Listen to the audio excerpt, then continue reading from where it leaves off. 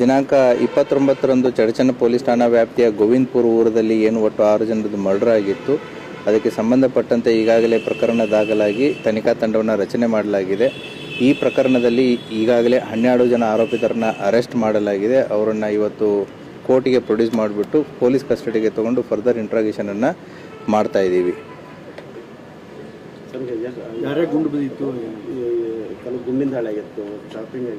ಅದರಲ್ಲಿ Kallanagowda Patil ಅನ್ನೋರದ್ದು DBVL licensed weapon ಏನಿತ್ತು, ಆ ಲೈಸೆನ್ಸ್ಡ್ ವೆಪನ್ ಯೂಸ್ ಆಗಿದೆ ಅನ್ನುವಂಥ ಮಾಹಿತಿನೂ ಕೂಡ ಇದೆ.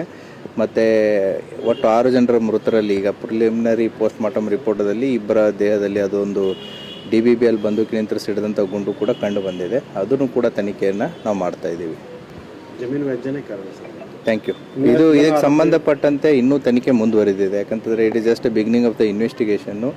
ಈ ಇನ್ವೆಸ್ಟಿಗೇಷನ್ದಲ್ಲಿ ಇನ್ನೂ ಕೆಲವೊಂದಿಷ್ಟು ಹೆಸರುಗಳು ನಮ್ಮ ಹತ್ರ ಕಂಡು ಬಂದಿದ್ದಾವೆ. ಈಗೇನು 12 ಜನ ಸಿಕ್ಕಿದ್ದಾರೆ, ಅದರಲ್ಲಿ FIRದಲ್ಲಿರೋರು 3 ಜನ ಇದ್ದಾರೆ. ಹಾಗಾಗಿ 12 ಬಿಟ್ಟು 9 ಜನ ಬಿಟ್ಟು ಈಗ 9 ಜನ ಎಕ್ಸ್ಟ್ರಾನು ಇದ್ದಾರೆ. ಅಂದರೆ ಈಗ as of now list is 21. So ಇನ್ನೂ ಕೂಡ ನಮಗೆ ಹೆಚ್ಚಿನ ಜನ ಇದ್ದಾರೆ ಅನ್ನುವಂಥದ್ದು ಪ್ರಕರಣದಲ್ಲಿ ಕಂಡು ಬರ್ತಾ ಇದೆ. ಸೊ ಪ್ರೋಗ್ರೆಸ್ ಆಗುವಂಥ ತನಿಖೆ ವಿವರವನ್ನು ನಿಮಗೆ ಮತ್ತೆ ಬರುವಂಥ ದಿನಗಳಲ್ಲಿ ಕೊಡಲಾಗುತ್ತೆ. ತನಿಖೆ ವೇಳೆ ಈಗ ಅಲ್ಲಿದ್ದವ್ರಿಗೆ ಅವ್ರಿಗೆಲ್ಲರದ್ದು ಹೆಸರು ಗೊತ್ತಿರಲ್ಲ. ಸೊ ಈಗ ಗೊತ್ತಿದ್ದ ಹೆಸರುಗಳನ್ನ ಕೊಟ್ಟಿರ್ತಾರೆ. ಮತ್ತು 12 ಜನ ಮತ್ತು ಇತರರು ಅಂತಂತೇಳಿ ಕೊಟ್ಟಿದ್ರು ಅವರು.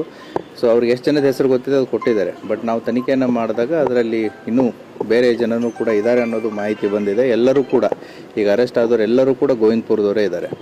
ಸೊ ಹಾಗಾಗಿ ಒಂದೇ ಕುಟುಂಬಕ್ಕೆ ಸಂಬಂಧಪಟ್ಟವರೇ ಇದ್ದಾರೆ. ಇನ್ನೂ ಕೂಡ ಪ್ರಕರಣ ತನಿಖೆಯಲ್ಲಿದೆ. ಮುಂಬರುವಂಥ ದಿನಗಳಲ್ಲಿ ನಿಮಗೆ ಹೆಚ್ಚಿನ ಮಾಹಿತಿಯನ್ನು ಕೊಡಲಾಗುತ್ತೆ. Thank you.